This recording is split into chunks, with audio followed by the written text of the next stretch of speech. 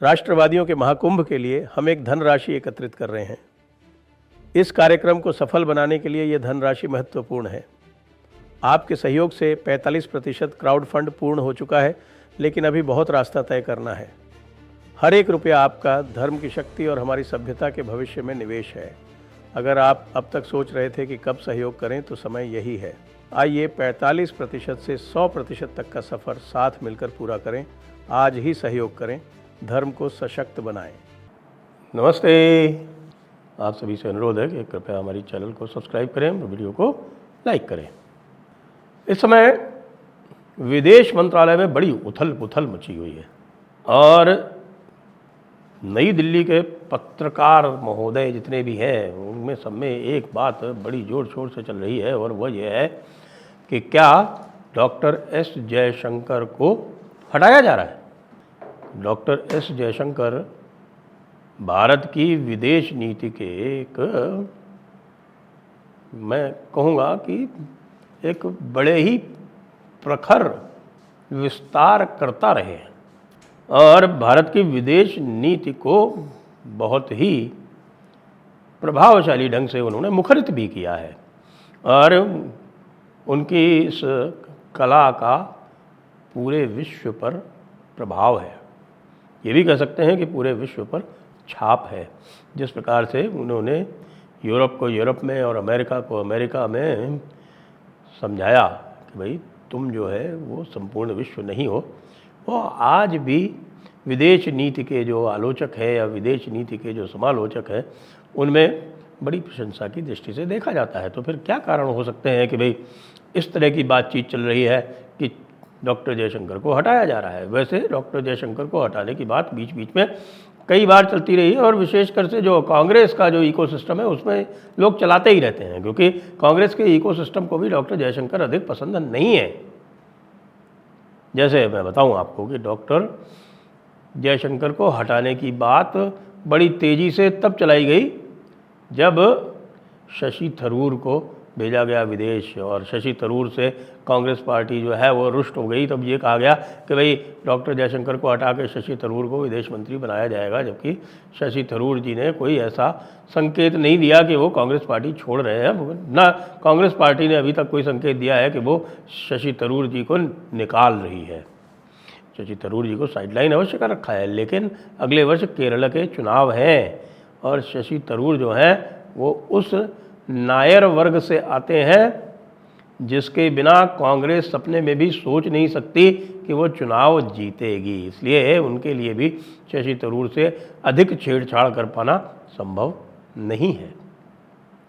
तो ये शशि थरूर वाली बात जो थी वो तो आई गई हो गई। तो उस समय ये बात बड़ी ज़ोर शोर से आई कि साहब की डॉक्टर जयशंकर को हटाया जाएगा शशि थरूर की वजह से। लेकिन जो बात आई है वो ये है कि साहब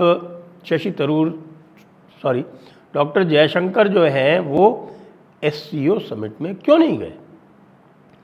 क्योंकि ऐसा कोई भी बड़ा समिट होता है, कोई भी ऐसी शिखर वार्ता होती है, उसमें विदेश मंत्री आवश्यक रूप से होता है और विदेश मंत्री SCO समिट में नहीं गए। उसका जो है आधिकारिक जो कारण बताया गया, वो आधिकारिक कारण ये है कि डॉक्टर जयशंकर का स्वास्थ्य ठीक नहीं था। चलिए ये मान भी सकते हैं कि डॉक्टर जयशंकर का स्वास्थ्य ठीक नहीं था, लेकिन डॉक्टर जयशंकर जो है उसके अगले दिन से ही एक्टिव हैं। केवल वही 2 दिन थे जिनमें उनका स्वास्थ्य ठीक नहीं था। वैसे आपको बताऊं कि अभी बीच में कुछ लोगों ने बड़ी ज़ोर शोर से चलाई थी ये खबर कि साहब ये देखिए अजीत डोभाल और डॉक्टर जयशंकर जो हैं वो इस सरकार के विरुद्ध षड्यंत्र कर रहे हैं।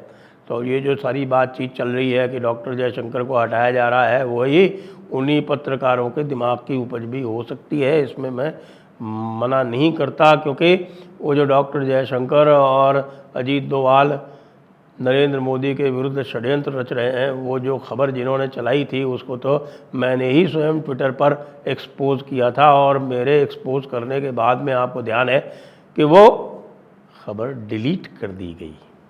और जिन लोगों ने ये खबर चलाई थी वो कौन है? वे वही हैं जिनको हमारे भारत सरकार के जो कुछ लोग हैं जो पत्रकारों के साथ डील करते हैं भारत सरकार के, उन्हीं लोगों ने उनके ऊपर कृपा दृष्टि बना के उनको ज़बरदस्त फंडिंग भी दिलवाई, उनको स्थापित भी कराया और स्थापित करा के उनको कई स्थानों पर उनको भेजा भी।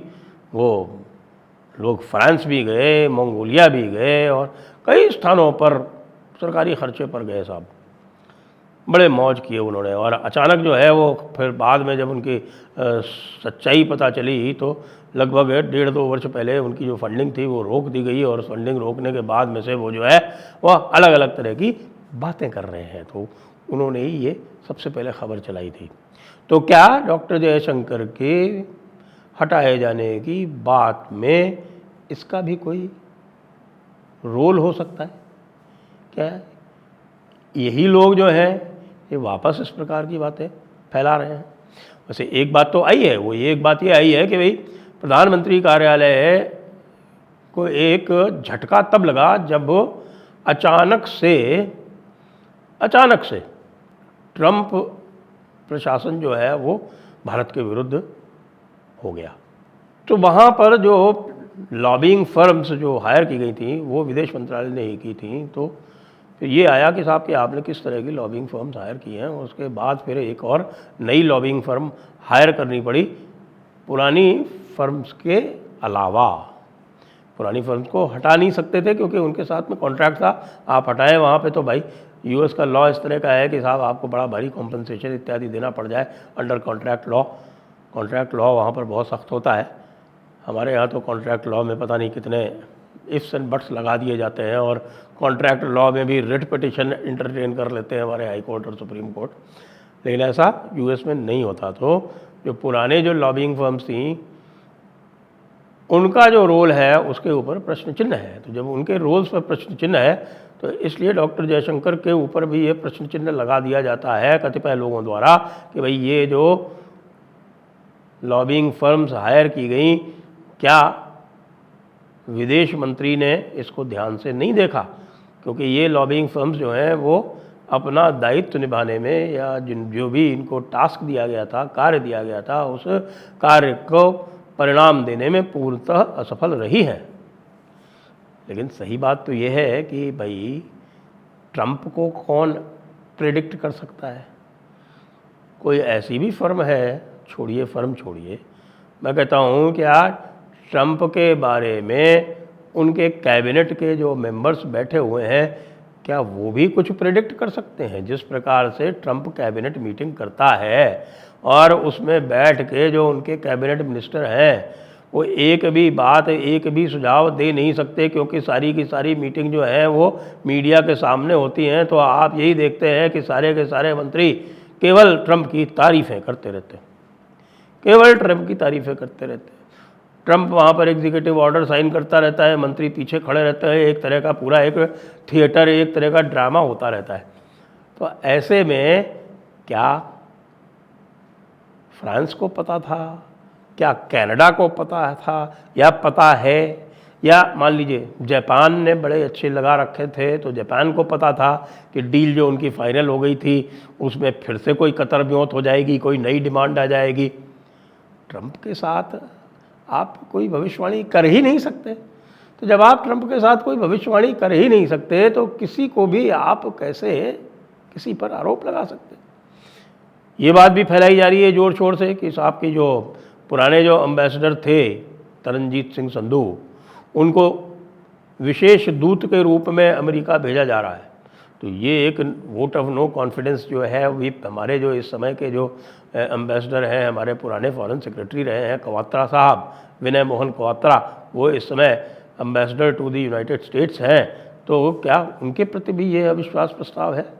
एक बात और भी कही जा रही है कि देखिए साहब कि हर्ष मोहन श्रृंगला जी जो पुराने फॉरेन सेक्रेटरी थे उनको राज्यसभा में नॉमिनेट कर दिया गया है।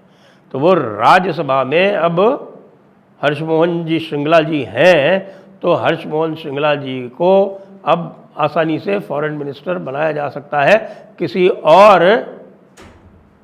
किसी और प्रदेश से और किसी को लाने की आवश्यकता ही नहीं पड़ेगी। ये बातें चल रही हैं। लेकिन जैसा कि मैं समझता हूँ कि ये बातें जो है वो कोई इनमें विशेष दम मुझे दिख नहीं रहा, क्योंकि यदि फॉरेन मिनिस्टर नहीं गए हैं एससीओ और उनकी तरफ से कहा गया है कि साहब कि वो बीमार है, तो इस बात में संदेह का कोई विशेष प्रकरण उठता नहीं है। कई ऐसे समिट्स हुए हैं और कई ऐसे दौरे हुए हैं प्रधानमंत्री के जिसमें फॉरेन मिनिस्टर उपस्थित नहीं रहे हैं, कई सारे हुए ऐसे, और कई सारे ऐसे हुए हैं जिसमें फॉरेन मिनिस्टर ने ही प्रधानमंत्री को रिप्रेजेंट किया है। जैसे कि कई वर्ष जब प्रधानमंत्री यूएन असेंबली में नहीं गए तो उनके स्थान पर डॉक्टर जयशंकर ने वहाँ जाकर यूएन जनरल असेंबली में भाषण दिया है भारत की ओर से। तो ये सब जो बातें हो रही हैं, मुझे ये लग रहा है कि ये बातें वैसे हवा में ही हैं जैसी कि अधिकतर होती हैं, क्योंकि डॉक्टर जयशंकर प्रधानमंत्री के अत्यंत विश्वास पात्र हैं जहाँ तक मुझे ज्ञात है। ऊंच नीच तो होती रहती है, विदेश नीति किसी भी देश की पूरी तरह से स्थायी और पूरी तरह से एक तरह की नहीं रह सकती कि कंसिस्टेंट वही रहेगी, उनको प्रतिक्रिया देनी होती है। जैसे कि अंतर्राष्ट्रीय मसलों में जब परिवर्तन होते हैं, दूसरे देश अपनी नीति बदलते हैं, तो आपको उसकी प्रतिक्रिया देनी पड़ती है, और वो प्रतिक्रिया दी जा रही है। एक चीज़ और भी कही जा रही है कि साहब के जो एक्सपेंशन होना चाहिए था इंडियन फॉरेन सर्विस का, वो भी नहीं हो पाया। अब ये बातें तो ऐसी हैं कि ये सब बातें कैबिनेट के निर्णय लेने की हैं, इसमें आप अकेले विदेश मंत्री को दोष नहीं दे सकते।